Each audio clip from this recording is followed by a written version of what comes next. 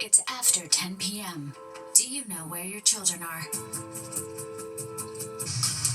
Right now on the 10 o'clock news.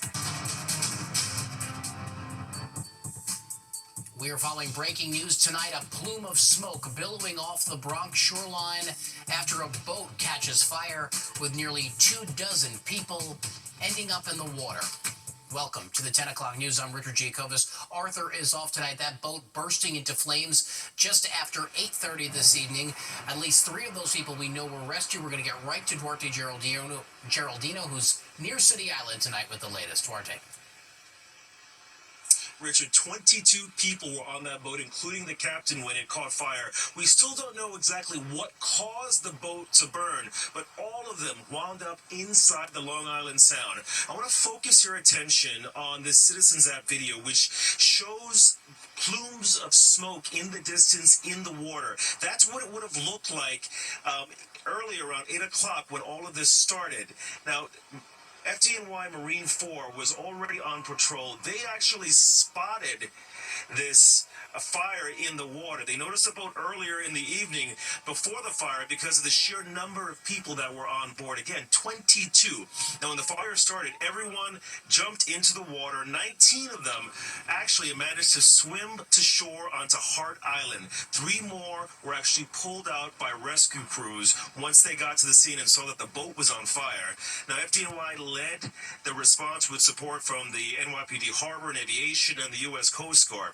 One person was actually seriously hurt, tagged as red, meaning critical condition. Others were labeled orange or green with less severe injuries. Now, FDNY says rescues like this are extremely complex. Crews had to pull people from the water, stabilize them, move them to City Island, and then across the bridge to the Bronx hospitals, all while keeping them alive. Now, in total, once again, 22 people were rescued and taken to the hospitals. And for the people nearby who actually managed to see this, they say it was sort of extraordinary. Here's how one witness described it. The only thing I saw was a bunch of smoke walking down the block, and I heard that it was a boat that was on fire with injuries.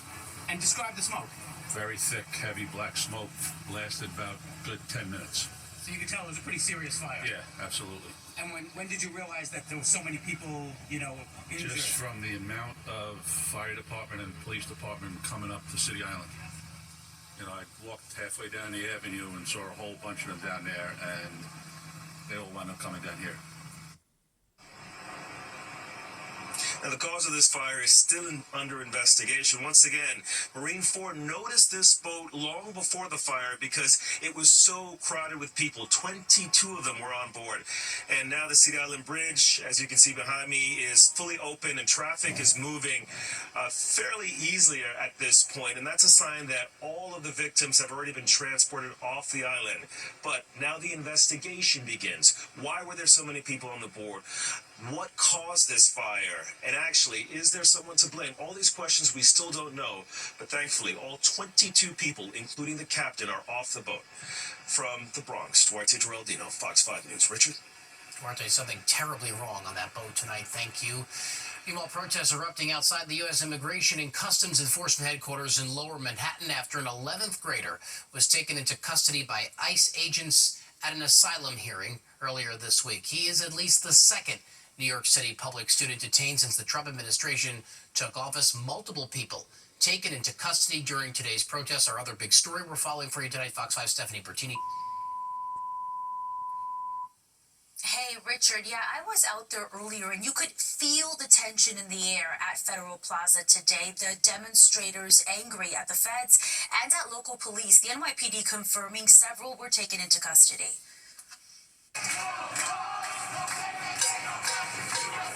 Protesters outraged. We watched as several were put in handcuffs. The NYPD confirmed several demonstrators were taken into custody. Most of the demonstrators meeting the media today with silence, but off camera, one told me being here is, quote, the right thing to do. They're angry with recent ICE deportations, all of it amounting to the promise the president made of mass deportations even before he stepped back into the Oval Office. State Senator Mike Gianaris calling for the release of an 11th grader reportedly detained by ICE after a routine immigration hearing, the student from Grover Cleveland High School in Ridgewood, Queens. School's Chancellor Melissa Aviles Ramos took to social media saying, "Our hearts go out to the student who was detained by ICE, and we are deeply saddened for their family." City Hall issuing this statement, "We are aware of and concerned about an incident involving a public school student who was reported to be detained after attending an immigration court hearing, and we are gathering additional information. As Mayor Adams has said repeatedly, our city is less safe when people are afraid to use public resources, including going to their court hearings, and thus feel forced to hide in the shadows." We reached out to the Department of Homeland Security to get a comment from ICE. We haven't heard back yet. The White House releasing this statement due to protesters clashing with law enforcement in LA. It reads in part, "In recent days, violent mobs have attacked ICE officers and federal law enforcement agents carrying out basic deportation operations in Los Angeles, California. These operations are essential to halting and reversing the invasion of illegal criminals into the United States." It goes on to say the Trump administration has a zero-tolerance policy for criminal behavior and violence, especially when that violence is aimed at law enforcement officers trying to do their job. I'm in the newsroom tonight. Back to you, Richard. Stephanie, thank you. In today's protests in Los Angeles erupting after federal immigration authorities arrested dozens of people after ICE raids at multiple locations, President Trump now saying he is deploying 2,000 California National Guard troops over the governor's objections. Sirens blaring as protesters demanded the migrants' release. Officers there throwing flashbangs into the street to disperse people as they shouted, "Set them free," and recorded the scene with their cell phones. They're saying they're doing this because they're going after criminals. They're not going after criminals, they're going after workers. I think it's horrible, honestly. I think there needs to be some change because there's no way that this should be all right, that they could just come in and take them whenever they want. The head of the U.S. Immigration and Customs Enforcement has previously defended similar tactics, but L.A. Mayor Karen Bass says the ICE activity was meant to, quote, sow terror in L.A. Meanwhile, the fight over Kilmar Abrego Garcia's mistaken deportation to El Salvador returns to the U.S. court system with a new twist. Abrego Garcia was placed in federal custody in Tennessee yesterday after being brought back to the U.S., and he's now facing charges related to a human smuggling operation. The Trump administration claiming before he was deported that Abrego Garcia smuggled thousands of people living in the U.S. illegally across the country. His lawyers vowed to fight the charges and called the new allegations, quote, preposterous. And new tonight, the fight between President Trump and Elon Musk continues to heat up. The president today saying that Musk could face serious consequences if he helps Democrats in upcoming elections. This after the billionaire suggested it was time to consider another voter group outside of Republicans and Democrats. Trump also says he has no desire to repair his relationship with Musk. Their feud starting earlier this week after Musk criticized Trump's so-called Big Beautiful Bill. Well, you know, it was just one of those days where you didn't want to get caught without an umbrella. I was. The sky's opening up, downpours on and off all day, and this is what it looked like on the Upper West Side. I will, however, say, Audrey, that it turned into quite the Saturday evening outside. Yes. Was that you walking in that shot? That was right me, there? yeah, Okay. that was me, all day. I don't think you were alone because a lot of folks didn't have their umbrellas today, or at least got caught without them when they did experience some of those pop-up downpours that we had across the region earlier. Been dubbed the New York City spider molester. The NYPD tonight searching for a man accused of inappropriately touching women in Astoria. Police releasing these surveillance images. The two incidents happening Monday night, one near Astoria Boulevard and 22nd Street, the other at 47th Street and Newtown Road. Investigators say both times this man told the victims there was a spider on them before he grabbed them. And new tonight, they're protested in nearly every borough for months, and now angry residents are taking to the streets in Queens, protesting another one of those proposed lithium-ion battery storage facilities. 9 Dot Energy wants to build a BESS, stands for Battery Energy Storage System, at 180th Street and Linden Boulevard in St. Albans. Many there are worried because lithium-ion battery fires can be devastating, and they say the facility is too close to homes and even a veterans hospital. This site used to be a gas station.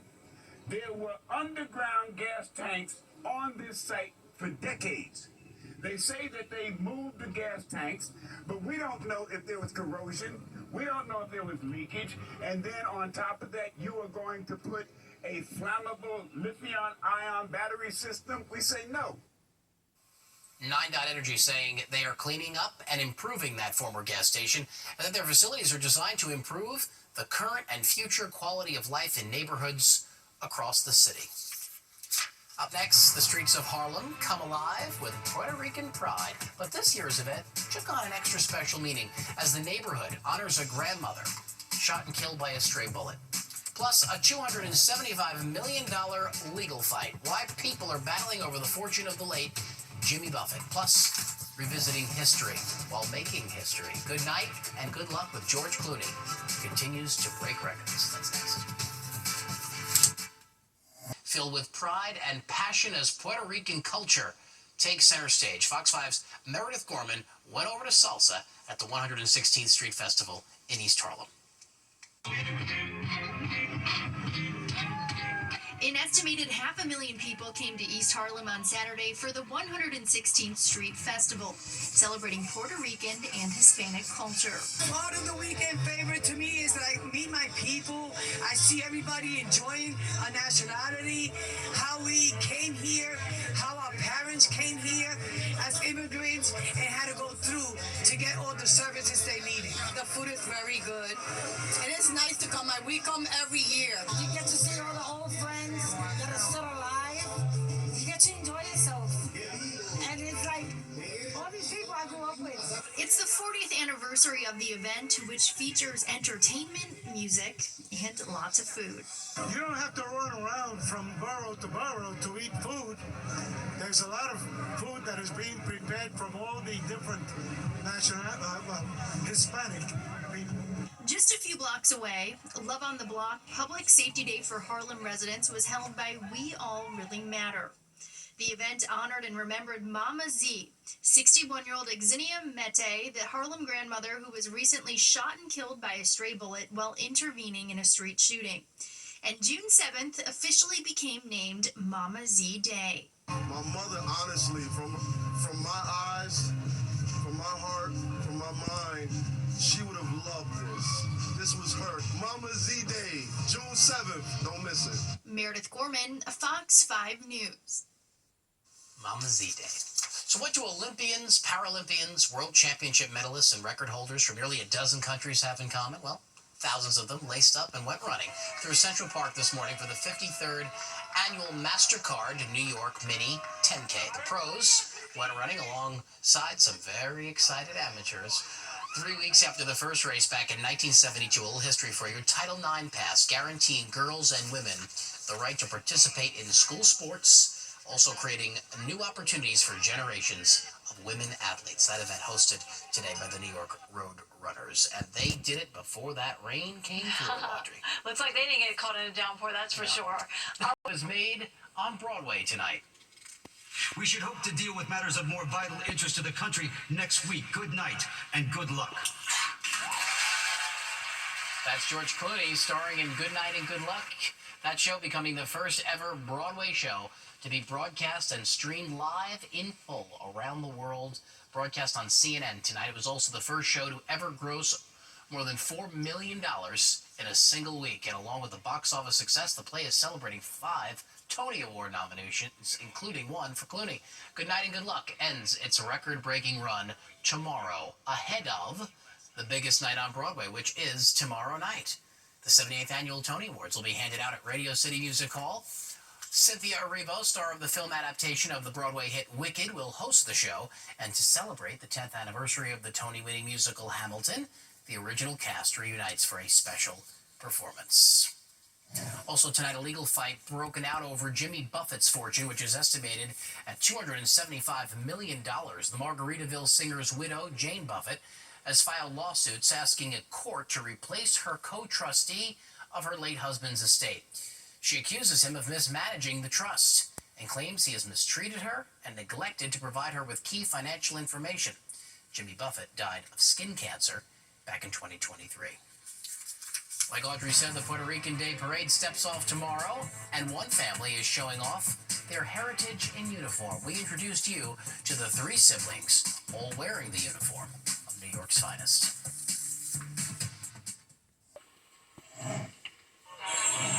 Fifth Avenue is about to to come alive with Puerto Rican music, dance, and culture. It all starts tomorrow with the 68th annual Puerto Rican Day Parade, stepping off at 11 a.m., starting up on 44th Street, all the way up to 79th, so plan accordingly.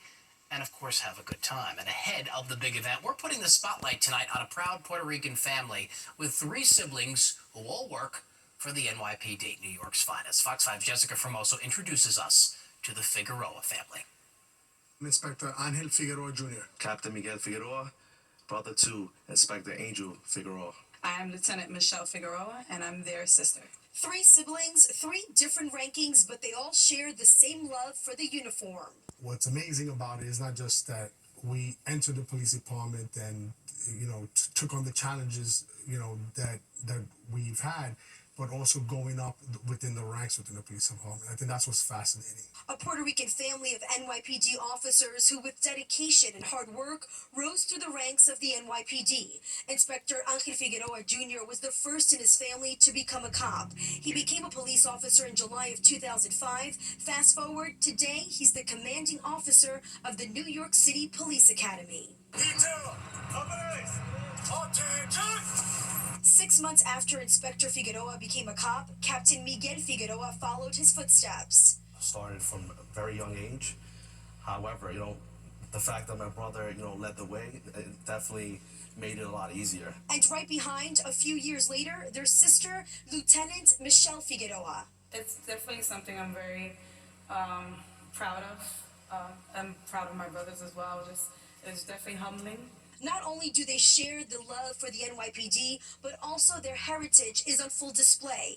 Proud of being Puerto Ricans and being able to show it off in the NYPD. The name recognition and just knowing that there's other Latinos and Hispanics out there, that share similar stories to us, and it's something that that's inspiring and I'm truly proud of. Set the standard for what is it, that Puerto Ricans could strive to be within this department. And there's been a lot of, other successful executives that came before me, but it's good to just continue to follow and trailblaze that path in order to have a lot more of us come right behind. And right behind, his 2 sons, Cadet Angel III and Explorer Aurelius, on the path to someday, if they choose, to become officers. It's given me that exposure to see another side of the NYPD that I would say a lot of people don't get to see. I became an explorer because my mom reached out to me saying, there's something fun you should do. You could get community service hours for it, and you could also be like your father. It's in their blood, and no matter what they choose to be, they will always be part of the NYPD. In College Point, I'm Jessica Formoso, Fox 5 News. They are trailblazers. On the other side of the break, we take you live to the Bronx for an update on the 22 people who ended up in the water after a massive boat fire and an assault suspect targeting women in Queens. NYPD on the hunt and is warning of the odd tactic this suspect is using to molest women.